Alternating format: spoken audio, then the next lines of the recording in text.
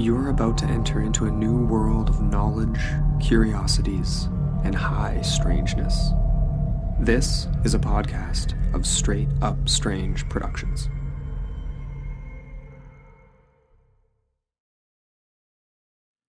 Tonight, True Crime Night-ish, number 6 begins, as I'm going to talk about Carmel, Indiana, and the Fox Hollow Farm. All that and more on Small Town Secrets.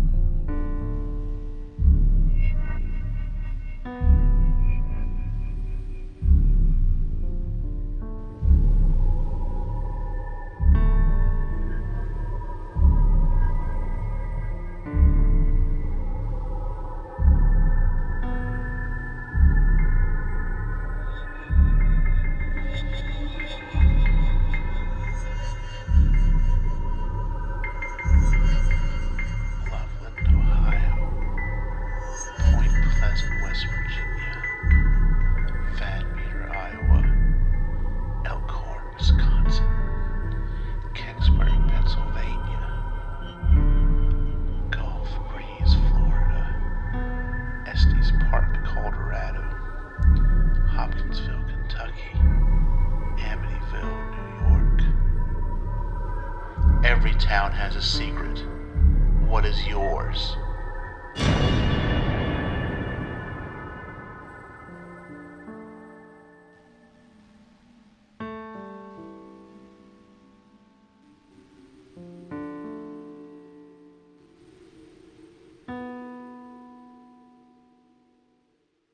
Hello, everyone, and welcome to True Crime Night number 6, aka 6.05. And just to warn you, the gremlins are in full force tonight already. I took a nap and I overslept. My fault, because I had set my alarm up as a sleep timer instead of an alarm, and I never set it back. So when I got to the end of the timer, it didn't do anything. And so I did wake up. I'm working on it now, obviously. Let's see, what else have we had? Technical difficulties straight off the bat. Nothing that a restart couldn't cure. And my 3D printed on-air sign broke, and I had to take it down. So now I have to fix that as well. But everything is working. Everything is going. So hopefully nothing else weird happens, and I can get the show done here in a little bit and get it ready and get it out. So if you're hearing this on Sunday like intended, everything went okay. Or if you're hearing this from the future, then none of this matters, and you probably don't care. But enough about all that. Tonight is True Crime Night. It is the 6th episode of True Crime Night, which means it is the middle of the season. And I'm going to do things a little differently. Instead of talking about a couple of stories, this is going to be one of those rare one-town episodes that's not a season finale. And we're just going to talk about Carmel, Indiana. We're going to talk about Herb Baumeister, the I-70 killer, as a lot of people have crowned him as, and the home that he bought in Carmel, Indiana, known as Fox Hollow Farm. And then we're going to get into some of the subsequent haunting and paranormal activity that has come out of Fox Hollow Farm. And so that'll be the second part of the episode. Instead of 2 towns, we're going to talk about Carmel. One, we're going to talk about the true crime aspect, and then we're going to come back and talk about the paranormal aspect of this story. And before I get into it, I do just want to preference one thing very quick. I know that this can be maybe a little bit of a touchy subject because, you have these people investigating the house of this serial killer and getting this paranormal activity. might seem like a little weird at first, but it's really is the owners of that house currently do open up the home to investigators every once in a while. And I really think the reason for that is it is really just to keep the memories of the victims alive and the story alive because I'll let you know right up front, Herb Baumeister, he never paid for his crimes. He was never arrested. He was never convicted.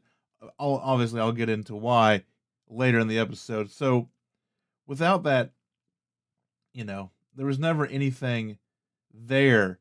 And I think a lot of people can easily forget what had happened and push it back because it wasn't this at the time it probably was, but over the years it hasn't become this kind of high profile true crime case like so many other serial killers out there.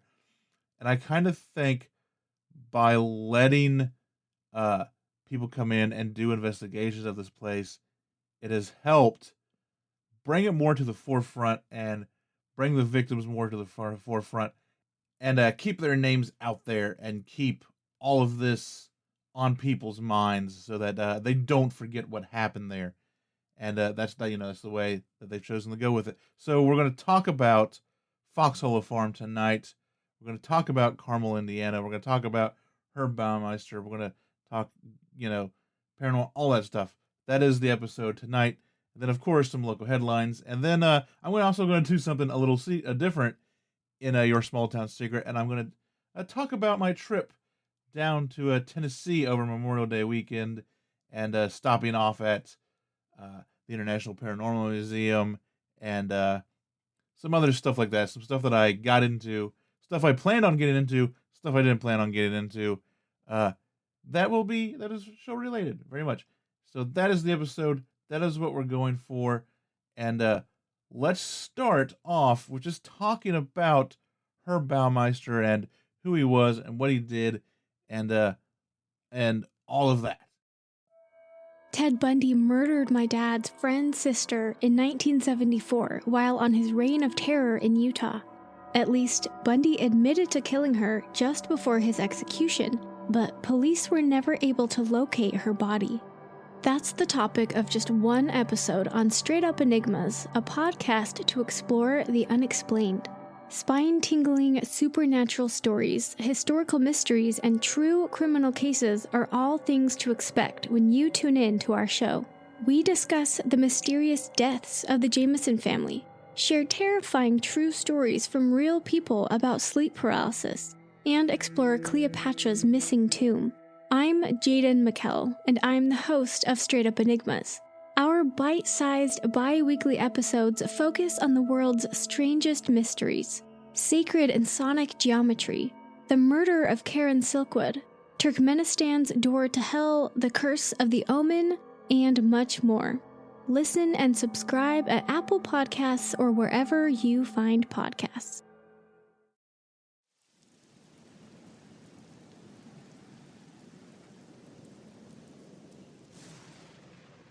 Before we get into tonight's topics, I want to take a minute and let you know that there is so much more small town secrets to enjoy.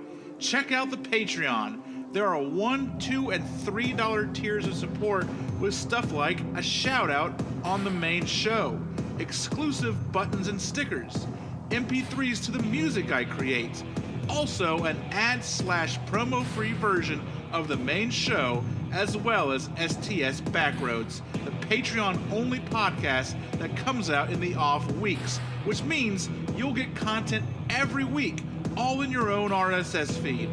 There is all of this and more. To sign up, go to patreon.com/STScast or STScast.com and click on the support tab. And now, on with tonight's episode.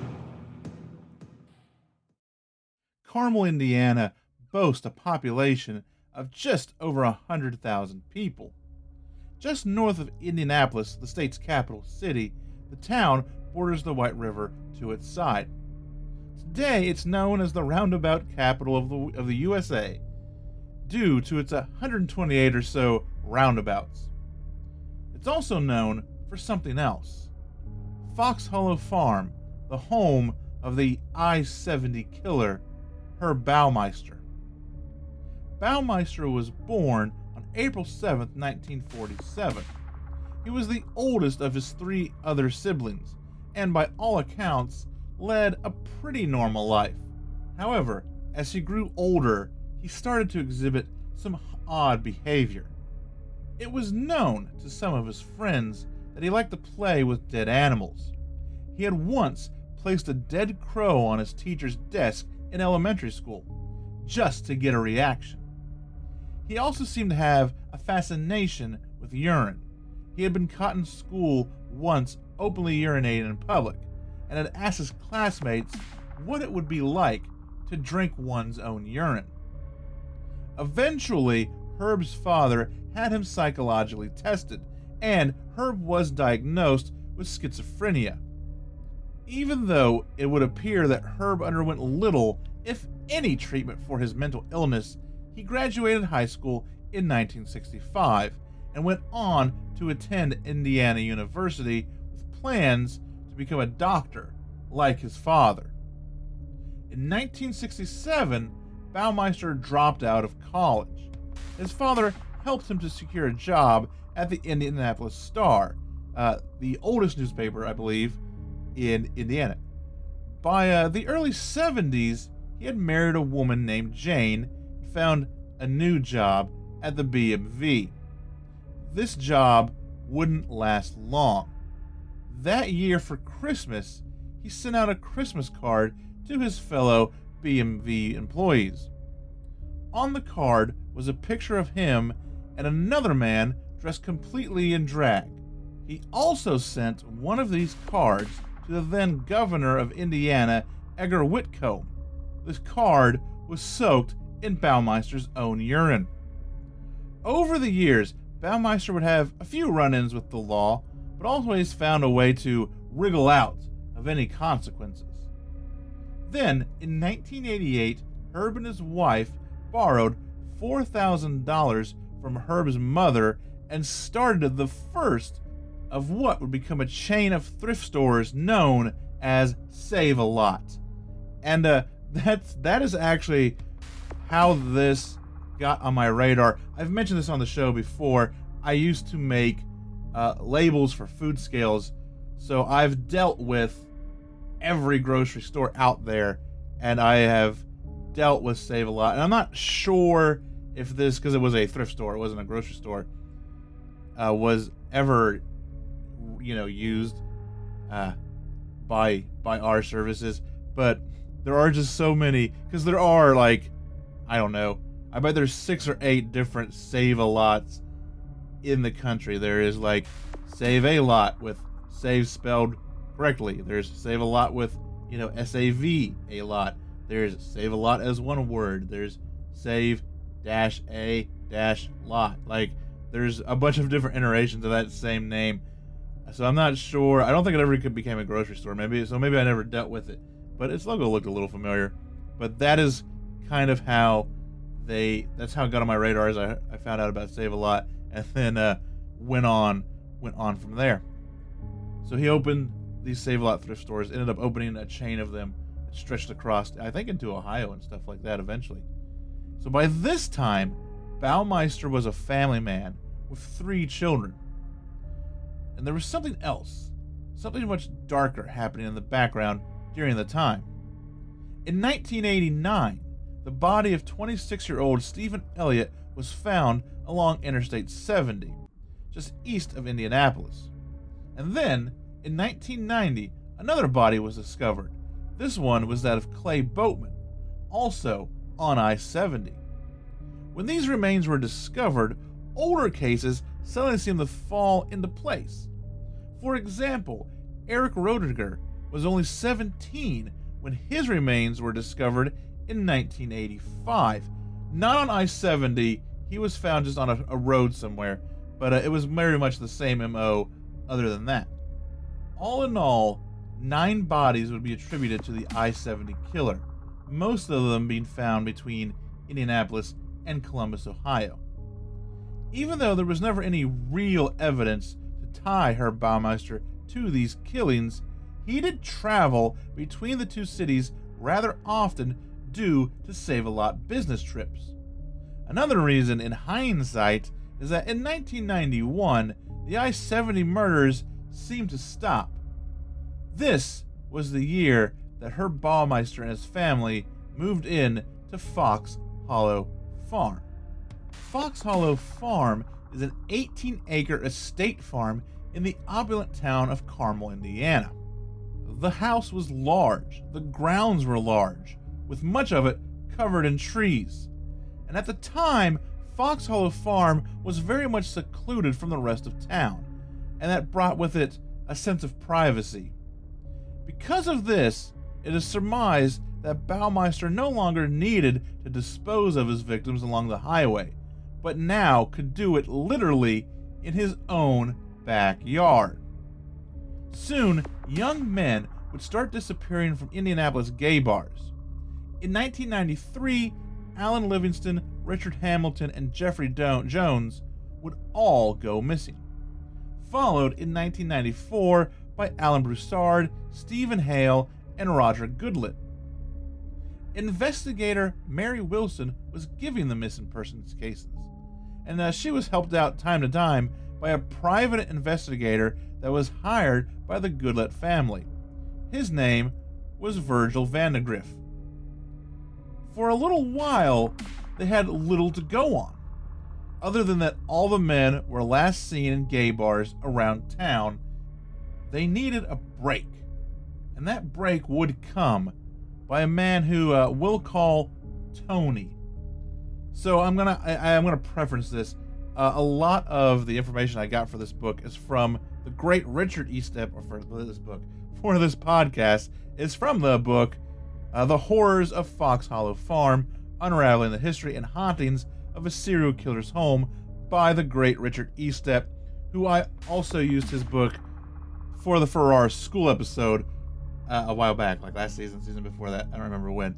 But he got in contact with Tony, and Tony is an alias. He asked to keep his name out of the book. He didn't want, so Tony is not his real name, and I see no reason to change that. If those are his wishes, I will respect them as well. I will say this though, a little bit of research, you can find out his real name. I did, and I wasn't even looking for it, so it is out there. But we're gonna call him Tony, just like Richard did in his book. You see, one night Tony noticed a man he had not seen before at his favorite bar, the 501 Tavern. This man was staring at a missing persons poster of Roger Goodlett. Tony approached the man and asked him if he recognized the young man on the poster. He said that he did not. The two struck up a conversation, and the man told Tony that his name was Brian Smart. After some time, Smart asked Tony if he wanted to go to Smart's employer's house and take a dip in the pool. Brian and Tony then drove out of the city to Carmel to Fox Hollow Farm. Brian Smart was indeed Herb Baumeister. And while in the pool, Baumeister attempted to strangle Tony with a length of hose. Tony pretended to pass out, and when Herb Baumeister let loose the hose, Tony popped back up and accused Herb Baumeister of being the one responsible for all of his missing friends. See, Tony, he has his own stories to tell. I didn't really touch on it a lot. I'll let you guys grab that book. It's a great book. I'll let you guys read all of what Tony got into, but I will talk about him a little bit here and there. He kind of, obviously he was upset about what was happening. He knew that probably a whole lot wasn't going to get done about it. And I think even from the beginning, I think he kind of sized this guy up a little bit and thought, like, this guy's suspicious, this guy's weird, and maybe took it upon himself to do something about it. And so when this happened, he knew he was in the right place. And then even after this, like, he continued to, like, drink and party with Baumeister that night. I'm not sure if this was like an attempt to just, keep him pacified and so that he could get out of there and do whatever, but he did. And he made it back and would go on to really be the catalyst of what would bring Baumeister down in the end. Tony went to the authorities with his concerns, but little could be done without proof. So Tony hatched a plan to get Herb Baumeister's license plate number. It took some time, took almost a year, but by the next spring, Herb Baumeister came back to the 501 Tavern. Tony struck up a conversation to distract Baumeister while one of Tony's friends ducked out of the bar and grabbed the license plate number. Now, the police had something to go on. Mary Wilson wasted no time in visiting Herb Baumeister at one of his Save-A-Lot locations. Baumeister was reluctant to talk, but finally did admit he did go to the bar from time to time. But that is about all he would say. In fact, there's this great little thing in the book about how he was like, contact my lawyer, here's my lawyer. She did. Their lawyer's like, we don't know who that is. And she had this runaround with the lawyer and Baumeister for a little bit. And then eventually he would retain that lawyer and actually make him his lawyer. And then at that time it was like, no, you can't search the property. That's all she wanted to do. She wanted to search the property. And you can't do this, you can't do that. Basically stopped her in her tracks. But in 1995, things would start to turn for Herb Baumeister. His luck was running out. That winter, his son would find a complete skeleton behind the house, just where the woods met with the yard. Startled and confused, Jane confronted Herb about the skeleton. He told her it was just one of his father's old anatomical skeletons. Which, I don't know. I don't know if I'd believe that. I don't know if anyone would believe that. Maybe today you wouldn't believe that. Maybe in 1995 you would. But I guess his dad was a doctor, so there is some little grain of plausibility to it. Herb Baumeister promptly got rid of the skeleton, and that seemed to appease his wife, at least for a little bit. By this time, Herb and Jane's marriage was starting to fail. The business was not doing well, and the bills and the upkeep of Fox Hollow Farm were piling up. It had gotten to the point where Herb Baumeister was staying in an apartment that was it was still attached to the house, but it was above the garage. It's like an attached garage, and then above it is an apartment, and then the apartment had its own like outdoor entrance, so you could get into the apartment and never have to go through the house, and you could close it off. It was completely private. So that's where he was actually staying near the end. He wasn't even staying in the main house. And as time went on, things began to grind at Jane, to say the least. The way the early murders seemed to line up with the route Herb Baumeister took on his business trips. The real skeleton her son had found in their own backyard. The poking by the police who wanted to search the property. Herb had said time and time again that the police were after him because of a story a disgruntled employee had made up about him to get some sort of revenge. A story that she wasn't so sure was made up anymore. And then, one day, Herb Baumeister was at the lake with his son. I believe they had like a lake house up at some vacation destination that they would go to. Jane called their lawyer and told him that she was ready to cooperate with the police. Detectives, sheriffs, and forensic anthropologist Stephen Naraki swarmed into Fox Hollow Farm. They would uncover a hellish and disturbing sight. All of the grounds, especially in the wooded areas of Fox Hollow Farm, they would uncover human bones and thousands of bone fragments. It appeared that someone had not even buried the bodies, but had simply left them out in the open to succumb to the elements and then picked apart by the animals. Some of the newer remains closer to the house were found in a burn pile. It was surmised that Herb Baumeister would eventually start to burn the remains after nature was done with them. All in all, the remains of 8 victims were found and identified, but there were so many other remains that it is estimated that there were the remains of 17 other people who were not identified. Police were dispatched to the lake to retrieve Baumeister's son. After they left, Herb remained at the lake until he saw the story on the news. He knew that his time was up. Herb Baumeister left the lake and hightailed it for Canada. And while there, he fell asleep in his car, only to be awoken hours later by a Mountie who told him he couldn't park there, it wasn't safe, and he'd have to move. The Mountie later reported seeing a pile of VHS tapes in Herb's back seat. These tapes were never found, and we have no idea what was on them. After he was told to leave, Baumeister went to Pinery Provisional Park by Lake Huron. He found a spot close to the shore of the lake, wrote a suicide note, and shot himself with a single bullet.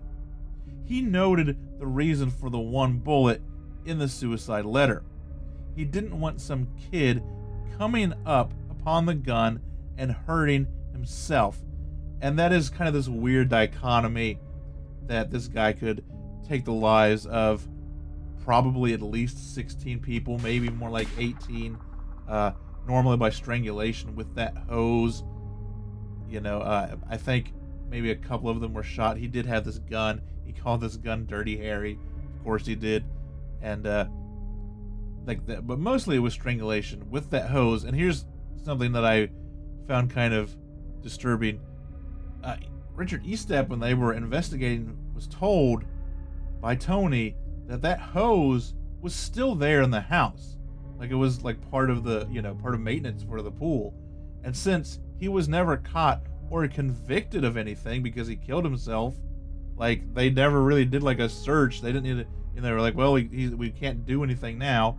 So they like never took any evidence or anything of that. I mean, other than bone fragments and stuff. So that hose just stayed in the house, which, I don't know, maybe it's still there. I don't know. But I don't like that at all. Herb Baumeister committed suicide on July 3rd of 1996. As I said, he was never arrested or convicted of any of his crimes. For years, Fox Hollow Farm sat vacant, overgrown, and falling apart. Then, in 2006, Robert and Vicki Graves and their sons were looking to start a horse farm and fell in love with the place. Even the property's dark history did not deter them, and after a few offers and some running around, they were able to purchase the property in 2008, moving in 2009. They eventually got it because when the Baumeisters bought it, they didn't buy it outright because it was still like $900,000. We're talking $900,000 in 1988 money. And they bought it on contract where they were going to like pay half up front and then pay the rest of it over a course of so many years. And then of course, everything that happened, and Vicky couldn't pay for the property and had to give it up. And so it just went back to the person who originally owned it, and they could never sell it. They eventually sold it to the Graves family for what the land was worth, because it was like, you're the only people that have ever put a serious offer in on this property, and they're the only ones that have ever come to me seeing if they really wanted it or not.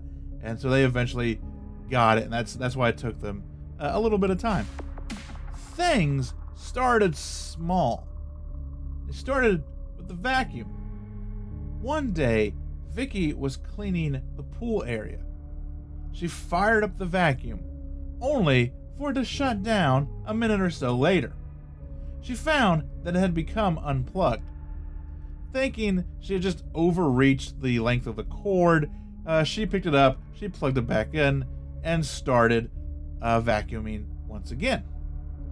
Only for it to become unplugged again, and at this time, she noticed that there was plenty of slack on the cord, and it seemed to be sitting much farther away from I don't think it was plugged into an outlet, I think it was plugged into an extension cord.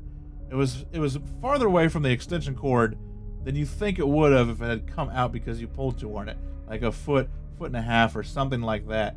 And that was a little weird. Maybe not necessarily paranormal, but you think about it in hindsight, it was a little weird. And then, after a few months after moving in, Robert offered a fellow employee by the name of Joe LeBlanc, the upstairs apartment, Herb's old apartment, because he was looking for a place to live. He accepted the offer and moved in a month later. That very night, he had a strange nightmare of him running through the woods, being chased by something. And this was a catalyst. This was the start of his experiences at Fox Hollow Farm. Soon after Joe moved in, Vicky was startled by seeing what she could only describe as a trespasser, a man dressed in a red shirt. She had seen him walking almost carefree around the property one day as she came home from work. She watched him as he walked and then just disappeared, fading into thin air. Later that same evening, Joe took his dog for a walk after dinner. Joe came upon that same spot where Vicky had seen the man in red earlier. It was here that he saw that same man in red. Joe and his dog, who seemed to tense up at the very sight of the entity, watched as it walked into the woods and again disappeared. As the entity vanished, Joe's dog chased after it. Joe followed the dog further into the woods. He found the dog, but saw no other signs of the man in red. Vicky and Joe had shared a truly odd experience, but later, down the road, Joe would have a terrifying one all to his own. One night, he was awoken by the sound of pounding on the outside door of the apartment. He called out, but nothing came of it. Finally, he knew he had to answer. Whomever it was not going away. He found no one at the door, but he did find the door's knocker had stopped and it was stuck in an almost like upright, straight position, as if someone was holding it into place. As soon as he noticed that, the knocker fell back down to where it would normally be if no one was using it. He closed the door behind him, and when he started back to bed, he heard the door slowly open. As he turned, the door flew open, and an unknown figure of a man ran towards him and through the apartment before vanishing. Joe has said that this is not the same entity as the man in red. Sometime after this, Joe and a friend were enjoying swimming in the pool. At one point, Joe dove under the water, swam for the deep end, and he came back up, when he suddenly felt fingers grasp around his throat. He spun around, expecting to see his friend playing some sort of prank on him. His friend was at least 20 feet away, on the other side of the pool. And after this frightening encounter, Joe never went into the pool again. And I think during all this, it was really Vicky and Joe who experienced most of the paranormal activity. Robert experienced very little. I don't really, maybe it was because they were young or whatever, but didn't really hear a whole lot from their children. it was mostly Vicky and a lot of Joe. Joe seemed to be like a lightning rod for this stuff, as you've seen, and as you will continue to see. Over the years, there have been many paranormal investigators who have walked the grounds and the home of Fox Hollow Farm. But author Richard Estep and his crew conducted an extensive 2 investigations over the course of 7 days. The first investigation took place over 3 days in the winter of 2016. Very little happened until Joe himself came up for a night of investigations. Joe had come to believe that there were no less than 7 spirits haunting the farm, including her Baumeister himself, and some sort of elemental that seemed to only live out in the wooded area. Joe took the team into the pump house for the pool.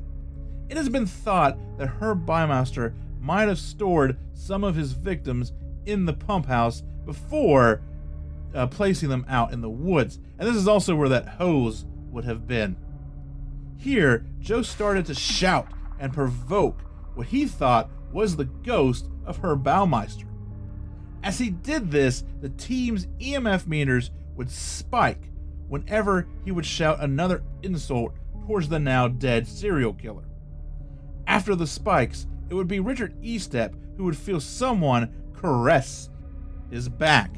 A cold, almost loving caress, he would later go on to say. The only person that could have done it was behind him, and this person had both of their hands firmly on their camera. Then, seconds later, Erin, another investigator on the team, was poked by some unseen force in her back. After this, Joe left the team to continue on alone. On their final night there, Estep actually got into the pool in order to get some sort of activity. And they did catch an EVP saying something to the tune of Laura, maybe. And you can hear it over Richard complaining about how cold the water is. And he's posted some pictures and some video, I think, if you dig up his Facebook and his Twitter and whatnot, of him in that pool saying just how cold it was, because it was like they went in November. You ain't using the pool in November, so it wasn't on, it wasn't heated. Also, it was November. And they really, that first time there, they kind of just stuck to the pool area. They didn't go to the apartment because one of the sons was living in that apartment, and he was there, so they couldn't go up there and like investigate and disturb. And they couldn't do a whole lot out on the grounds because it was just too cold. It was the middle of November. But 18 months later, Richard would return with a smaller team, but this time they spent an extra day and got to explore more of the house and the grounds. On their first night there, they headed straight for the pump room and started an EVP session. What they got was not an EVP, but an audible screech that they all heard and was captured on their recorders. Later into the second investigation, they were once again joined by Joe, and this time he took them up to his old apartment. See, this time the son was out of town, or he had given them permission, and they all went to a hotel with her or something, and they were able to explore it this time. When they got there, they set up an SLS camera, and if you don't know what an SLS camera is, it's very much like an Xbox Kinect or something. It's you've seen it on ghost hunting shows if you've watched any of them, and it's that thing where it will pick up movement, and it will show us like a skeletal stick figure of the person moving. And like I said, it's a Kinect camera, so that's what it was programmed to do, is to find your limbs and stuff and follow you. But some investigators have started using it because it does seem to sometimes to pick up these little anomalous kind of entities, and you'll see this stick figure pop up and move around and do things, which some people, I'm kind of in this field too, and Estep does talk about in the book that it can give you some false positives because it is programmed to look for people moving. Like, it can't make other shapes, it can only make stick figures of people. So if anything moves and it picks it up, it's going to give you that. But this was a little bit different because there were two of these entities. One came out of the bathroom. I think one was in the bedroom. And Joe was able to kind of interact with it. He would do things. It would move, all sorts of weird stuff. Like I said, there were two entities caught on camera. They seemed to interact with Joe. And one time, the first one, there was a big one and a little one. It just kind of jabbed Joe in the ribs. They could see it on the camera. They could see the little stick figure arm go forward. And then Joe actually winced and pulled back from that. So something that they couldn't see touched him. And that was about all. So then once again, I think Joe went off into the night. He would just come and help him out for a couple of hours every time. Over the course of the second investigation, Estep and his crew were visited by a psychic named Brian Sanders, who had dealt with Fox Hollow Farm on a few other occasions. He gave them a lot of insight, such as he had surmised that many of the ghosts, many of the entities that might have been the victims of Herb Baumeister, had found a way to move on. There were also, he said, ghosts of many Native Americans still roaming the grounds. Sanders told him that there may be an entity that many people thought was Herb Baumeister, but was actually not. That it was actually some sort of trickster spirit just pretending to be Herb. And I think that's kind of where I'm at on that too. He also stated that there were two main portals of activity. The first was in the bottom of the pool, and the second in the upstairs apartment, which makes sense. It is thought that Herb did most of his crimes in the pool, or in the pool area. And of course, near the end there, he was living in that apartment. And if I had to venture a guess, he probably used that apartment during his crimes a lot to kind of maybe get away, or it was separate from the house to an extent, and that would be like a great way to just remain off of everyone's radar and remain private about all of this stuff. They were also visited by Tony himself, who was the only person that could give them any insight into Herb Baumeister, as he claimed to have had an ongoing relationship with him even after being attacked in the pool that first night. And that is a very weird thing. I don't know if he did it in order to keep the guy appeased, and maybe he thought, like, if I can keep this guy sidetracked, I can save some lives, and I can gather some evidence. And then eventually he was able to do, I don't know, I'm just kind of spitballing here as to his motivations for that. You see, Tony is kind of a mysterious guy, and doesn't let his guard down that much. But if I had to think about it, if I had to surmise, I'd be like, I think he knew, it was like, I could take this guy if I had to.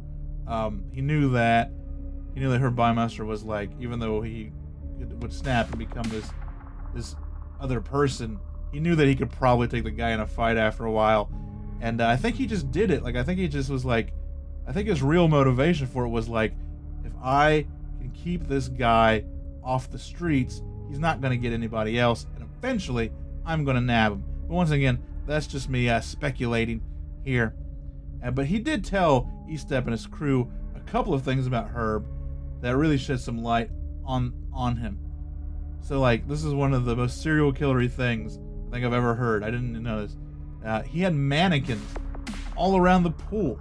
Herb would keep mannequins posed around the pool area, and each mannequin had its own wardrobe, its own set of clothes, and a backstory to go with it.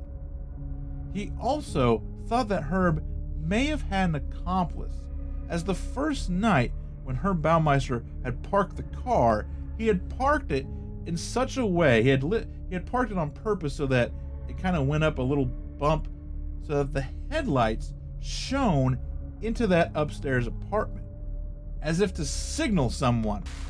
And then when no one seemed to show up, Baumeister became upset, yelling You can't depend on anyone anymore. And maybe that was the case. There was never any evidence found of an accomplice, but it could have been.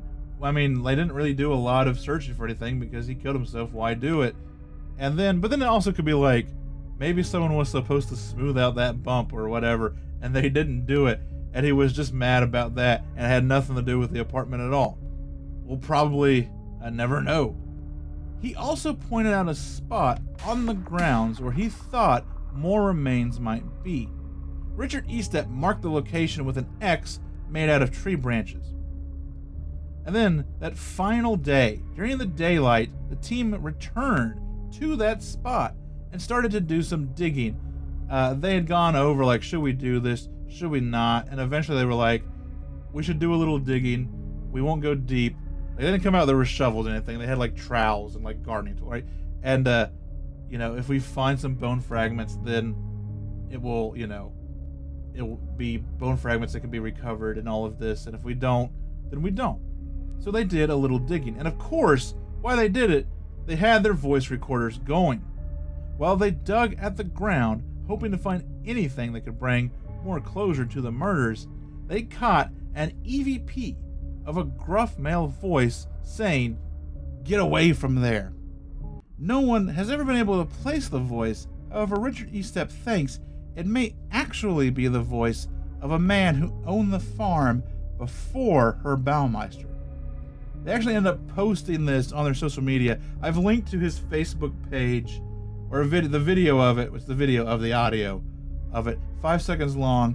It's very quick, but loop it and you'll eventually be able to hear it. And I've linked that in the show notes. Since then, the paranormal activity has seemed to slow down at Fox Hollow Farm. However, small things happen from time to time, and the Graves family has learned to deal with their situation and has no real problem opening up the home a few times a year to investigators in order to keep the memories of Herb Baumeister's victims alive.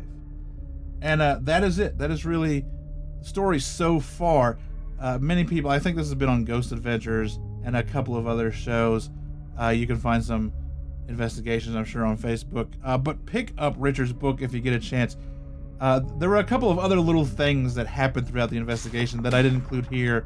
Like I said, there's a lot about Tony that I can't quite put my finger on yet. Interesting stuff, but I really just don't know about it. Tony's got like a whole chapter or so kind of dedicated to his paranormal experiences and his stories and all of that. But an interesting, and I don't think very well-known case. I think it's getting more traction now, of course, because of things like this and the Ghost Adventures thing, I'm sure.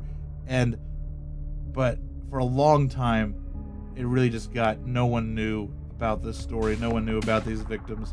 And I'm glad to see that it's getting more traction and more people are hearing about it as time goes on. But that has been the story of Fox Hollow Farm, both of Herb Baumeister and the paranormal activity that was left behind.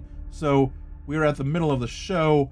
I'm going to play some music. Like I said, still working on some new stuff. I hope to have a track or two out by the end of the season. We'll see how it goes. And then I'm going to come back with some local headlines.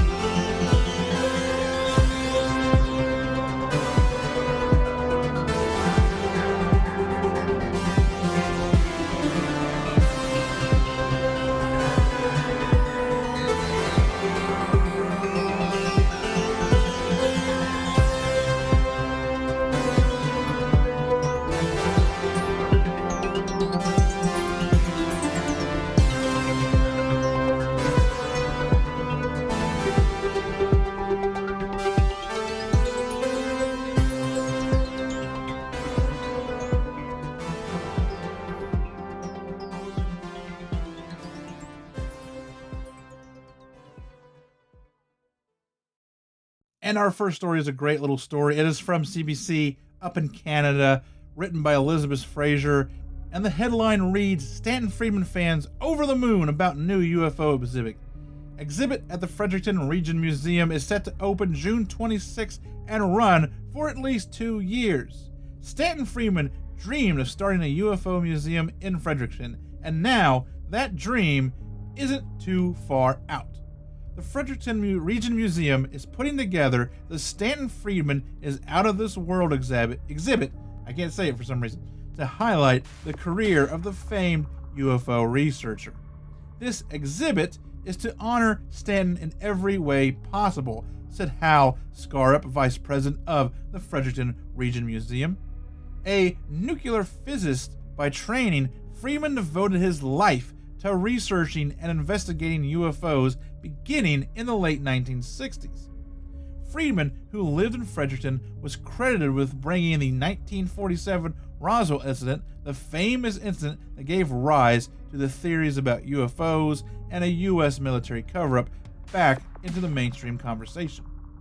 How many people from Fredericton had their obituary in the New York Times?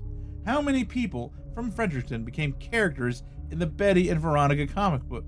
Not too darn many, said Melinda Jarrett, exclusive director of the Fredericton Region Museum. Friedman was an accomplished writer, publishing dozens of papers about UFOs and writing or co-writing several books. He was a familiar face in documentaries and made multiple appearances on Larry King Live. He also lectured about UFOs for hundreds of colleges and professional groups across the United States, Canada, and many other countries. Friedman was inducted into the UFO Hall of Fame in Roswell, New Mexico. The guy was famous, Jarrett said. He's a cultural icon, and he's from Fredericton. Jarrett knew Friedman personally. She said he was an honorable man who had an incredible life. He deserves to be treated with respect for the awesome and most extraordinary work he did researching the UFO experience. Friedman's exhibit is set to open June 26th and pay tribute to the local researcher's work. It's a fact he did this work, and there's a huge following, whether you believe it or not, said Jarrett. The exhibit will contain everything under the sun: artifacts, awards, recording of some phone conversations, documentaries and newspaper clippings about UFO sightings in New Brunswick, all that. And of course, large aliens made from paper mache and infinity mirrors will be there too, to make the space look a bit more funky. The museum started working on the exhibit in January of last year. Jarrett says that she is hopeful the exhibit will be around for at least 2 years for skeptics and believers alike. You're a New Brunswicker, Stanton. We love you, Jarrett said. And that's great. I'm glad that they're giving that to Stanton. And I don't think I'll be able to make it up there, but it would be cool to check it out. So if you're around there, go check it out. And the next story is from Republic World by Sudesha Singh. And this has been going around. I've seen this pop up on a lot of stuff. Jharkhand alien mystery grows. No queries yet, says official source about spooky video. A local authority speaking to Republic stated that the origin of the video from Jharkhand, I think it's Jharkhand, which shows an alien-like figure walking down the bridge, was unknown. Deepening the mystery around a spooky video doing the rounds, which shows an alien-like or ghost-like figure walking down the Chadwa Dam Bridge in Jharkhand's Harzabal in the dark. A local authority speaking to Republic Media Network on Monday stated that the origin of the video was unknown. The official source elaborated on the now 30-second long viral clip, stated that neither had anyone come into their office nor had anyone called to complain or file a query, and therefore no investigation was initiated as of yet. The statement of the official source has put the onus on those who have captured the video or others to come forward. If people actually saw the alien, why are there no complaints or queries? And if it's a computer-generated imagery, what will be the future course of action by the administration? There are many questions looming over this one incident, which now has the attention of thousands on social media platforms. No matter what the case, the news has caused a massive sensation on social media, with netizens spooked, While some claim the odd creature from Jacquard viral video was a ghost, others claim to have been said that it was an alien, while some non-believers brushed off the incident as someone playing a prank. Someone even tagged Elon Musk, NASA, and the ISRO to look into the origins of the creature.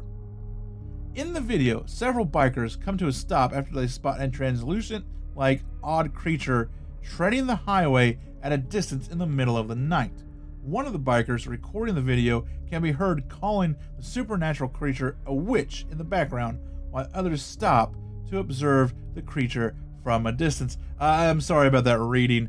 It is, like I said, it's in English, but it's not the best English, so I had to kind of add some words and subtract some words, and I did a little bit of it on the fly.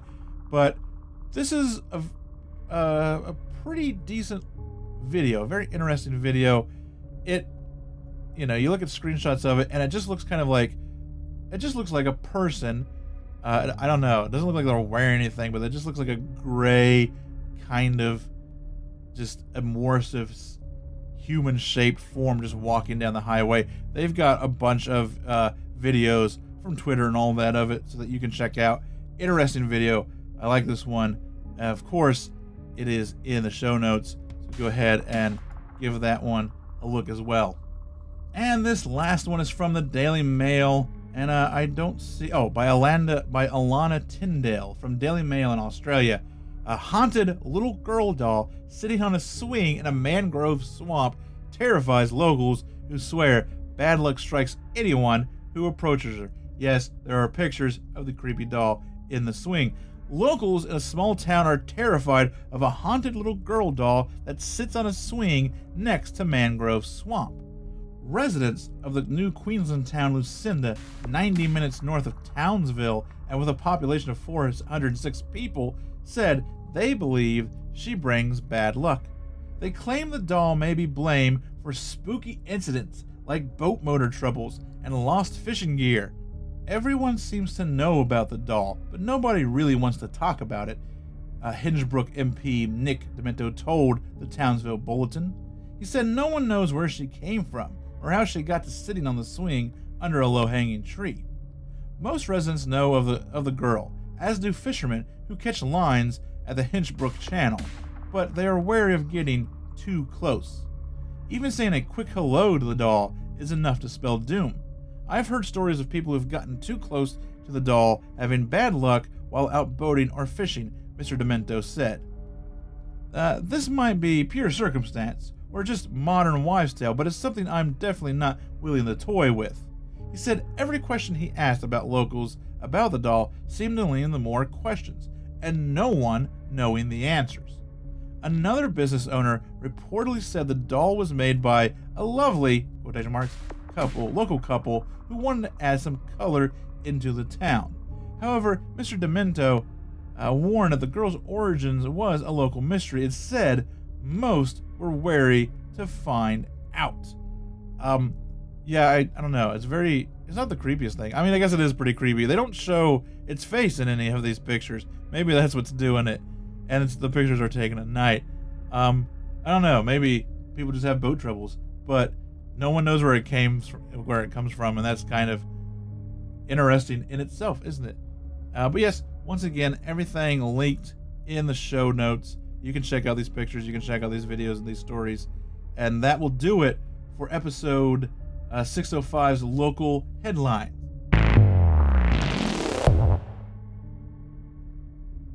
And like I said, tonight I don't really have a listener story. I could have got something to prepare, but I wanted to just talk about a little bit about the trip I took last weekend. Intentionally, it was a hiking trip. I wanted to go to the Great Smoky Mountains and hike Mount LeConte. It's kind of cool. You get to the top. There's a little lodge up there you can stay, and they have merch up there, tantalizing everyone to get to the top with the merch. They have a shirt that apparently they change every year that you can only purchase at the top of Mount LeConte, and that was pretty cool. That was enough to keep me motivated to do it all in one day. But I did some other stuff on the way down there. My original plan was I was going to kind of drive through Hopkinsville, Kentucky, because it was very close to the Bell Witch Cave, and I wanted to stop at the Bell Witch Cave and see what was going on. And then I was going to, kind of spend the day there, and then get down near Pigeon Forge or something, and stay there, and then hike for a couple of days.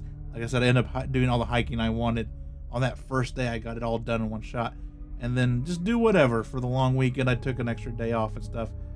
But I didn't end up going to Bell Witch Cave. One, because their site still said that they were closed down due to COVID. And I don't know if that was just they hadn't updated it or anything yet, or what was going on with it.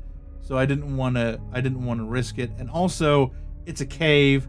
They don't open when it rains heavy because it's a cave and it has a tendency to flood. So it had been raining off and on that area like the whole week and into the weekend and stuff. So I thought, I was like, you know what? I'm pushing too much whimsy with this. I feel like if I get down there, it's not going to be open and I'm just going to waste, because it's not really on the way, but I could make it on the way. So I didn't go there. Instead, I decided to stop in Somerset, Kentucky. And if you listen to this show, you know how big of a fan of Hellier I am. That is where they go in the second season. That's where they stay, where they do the ritual pan. All of that is done out there. That is where the Pennyroyal podcast is out of and talks about. And that is also where the International Paranormal Museum and Research Center is located. And they're open, rain or shine, because they're listed in a building. So I decided, let's go and check that out. Poke around a little bit. There were some places I wanted to see, like the town center that used to have the old springs in it, that they are tearing down and are going to put something new in its place. But there's still a couple of things still up. I got some pictures of it. I've posted those. And I got to go and check out the museum and talk with Kyle, who runs it, and all of that. And not the last you're going to hear of Kyle, I think, on this show, or the museum. And there was a fun little synchronicity with it. They have a whole, dare I say, Hellier wing in the museum. And by wing, I mean a corner. The museum only has 3 rooms. And but they've got this whole kind of setup of just, memorabilia from the show, some merch from the documentary, all of that. And I found in their little setup a sticker that I helped produce. It was designed by someone on Twitter named Martin Clinch, and I took that and I made shirts and stickers out of it. I made shirts for the whole Hellier crew: Greg, Dana, Cardle, Connor, and Tyler. Made one for myself, made one for Martin, all of that. And then I made stickers out of his artwork as well and took them to the season 2 premiere, which I've talked about before. And I gave them the Connors, like, you're selling the merch, man. Just, here's a bunch of stickers. Make sure everyone gets one, And one of those stickers, so Kyle must have gone to that, or he was invited, which makes sense because he's in the second season of the documentary. And he grabbed one of those stickers, and now that sticker is in a museum. It belongs in a museum. And I thought that was pretty cool.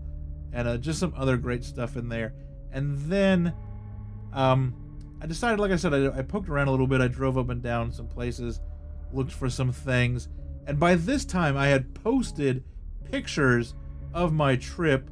I was like, hey, I'm in Somerset. I'm at the Paranormal Museum. Da-da-da-da-da. And I get a reply from someone saying, have you been to Souls Chapel Cemetery? And I quickly wrote back on Facebook, like, I don't even know what you're talking about. And they told me about it, and I looked it up. I mean, like I said, I'm just in the gas station, the parking lot of this gas station, and I look it up on Waze, and I'm like 3 miles from there. And so I go to check out Souls Chapel Cemetery, and I got there, just a little itty-bitty cemetery at the end of a dead-end road, and we're talking stones from the 1700s into the 1800s, up until about 1956, when they all stop. And I was going to make it a Backroads episode for the Patreon, but there isn't quite enough there to even do that with, so I thought I would just tell you about it here. I will link the story that I kind of looked up online that gave some background to it in the show notes. And I've done a little YouTube video on it that right now is on Patreon, so you can jump on that and watch it if you want. But eventually I will make it available on the YouTube channel for everyone. And the story goes that there was a chapel in this cemetery. And when you go there is indeed a couple sets of stairs, cement stairs, and like you can see the outline, the remains of some sort of building. And of course, the story goes that a strange preacher came into town one day, and he wasn't all that he appeared, and he started worshiping the devil along with his congregants, his followers, in this little chapel out of the way in Somerset. And when the townsfolk found out about it, they got him, they strung him up, they hung him in the rafters of his own chapel, and they set it on fire. And it didn't burn completely down. And then it was kind of forgotten. And in the 70s, they didn't restore the cemetery, but they kind of cleaned it up a little bit, and it was there. And then in 2005, the structure did burn to the ground because some kids caught it on fire. Like, when you go there, it very much is a hangout spot. There'll be beer cans on the ground. You can tell that people just kind of go out there and party and do stuff. So 2005, the chapel met its final demise and burnt to the ground, and all that's left is kind of the stone foundation, and like I said, a couple of sets of concrete steps. And I'm sure that story popped up in the 80s, and it was satanic panic stuff. Probably popped up in the late 70s or something after they kind of rediscovered the cemetery, right? But then I wonder, like, I don't know, could it be true? Could there be something caused it to burn down eventually. Around the turn of the century is when all that initially happened. He came late 1800s, early 1900s, and then he was apparently, killed in his own chapel and caught on fire. But I don't know, it would be nice to kind of dig into it, find those records, see, like, what was that chapel? Like, what did it look like? Are there pictures of it? What was the real reason it burned down? Does anyone know the real reason it was burned down? So, like I said, I've got some video of that. I did an EVP session, not a big one. I didn't have a whole lot of time. I was on a little bit of a schedule, like a 5-6 minute long session. I didn't catch anything of note, but I want to go back and maybe do some Estes Method stuff and poke around it a little bit more. Maybe try to find some more documentation, some more historical facts on it. But I just thought it was great that I didn't know about it half an hour before I was there. And it never showed up in Hellier. No one ever talked about it. They haven't discussed anything about it on Pennyroyal or anything. And someone just goes, "Hey, have you checked this out?" And they tell me a little bit about it. And it showed up on Waze. And within half an hour of finding out about it, I was there doing an EVP session. And I thought that was pretty cool. And then I went on, I did my hiking, kind of got done, and came back a little early and just enjoyed the rest of the weekend. So that was kind of my small town secret, my own last week in Somerset, Kentucky, at Souls Chapel, spelled S-O-U-L-E-S, like someone's last name, not like the souls of the dead, but a last name. Interesting little place, and like I said, probably not the last time that you're going to hear about it. And that is a wrap for episode 6.05, True Crime Night-ish, number 6.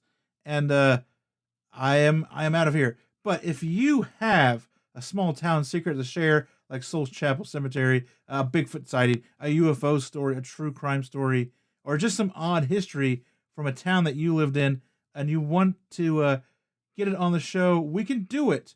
Let me know. Go to stscast.com. At the bottom of the main page, there's an email form that you can fill out, and you can send me your experience. And while you're there, check everything else out. You can buy merch, t-shirts, hoodies, stickers, coffee mugs, all that great jazz. You can check out episode notes and pictures. Yes, I will update the website in the next couple of days. Just haven't had a chance to do it over the last week with the traveling and the vacations and such.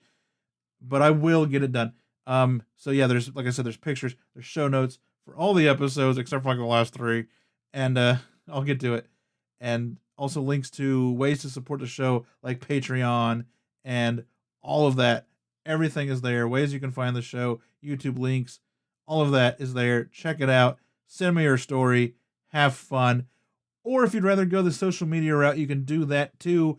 I am on Facebook and Twitter. Both of those are at STScast, and Instagram is at STScast.gram. So if you want to engage with me on social media, you can go through those routes as well. Let me know through Twitter, Facebook, your own story, whatever. We can do it. We can get you on. We can read your story. We can, you can send in an article. We can do whatever. Just let me know, and we'll get it on. We'll get your small town secrets on. And I just want to take a little bit of time. I'm rushing a little bit. Like I said, I got a late start. The sun is up now. The sun is never up. And if it is, it's usually because I'm almost done. So I'm trying to wrap it up here. But thanks, everyone, for listening. Once again, I apologize for taking last week off, but I had planned that. I kind of forgot that was like, that was going to be a podcast week. But it all worked out, and we got it done, or I got it done, or I'm about to get it done. I'm getting loopy because it's early morning, and it's weird. But thank you for listening to the show. Thank you for supporting it. I cannot thank you enough. It means the world to me. And if you're on Patreon, I am going to be talking about another local true crime case, one that I just found out a little bit ago, hit a little bit closer to home than I thought. Happened here around here in 4th grade. I want to talk about the murder of Peggy Casey in the Backroads episode for Patreon. So if you're on Patreon, that's what you have to look forward to. If you want to listen to that, then get on Patreon, and it will be there for you to listen to. So remember, until next time, every town has a secret. What is yours?